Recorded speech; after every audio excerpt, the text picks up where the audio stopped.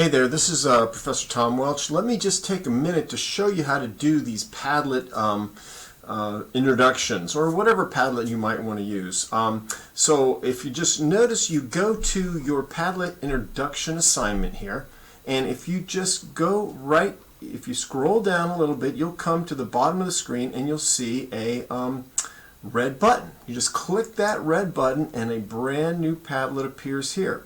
What you're going to do is you're going to put your name right here, and then if you click these three little buttons right here, you'll see a pop-up window that says Video Recorder.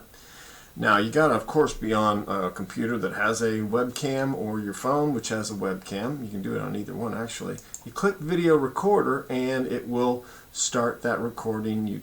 I'm using my video right now, so this is actually not going to work, but you get the idea. So video yourself, and then you just hit post and you will be good to go. So I'm just going to close that right here, and when you're done you'll have something that looks like this, and you'll be able to again comment on other students' submissions.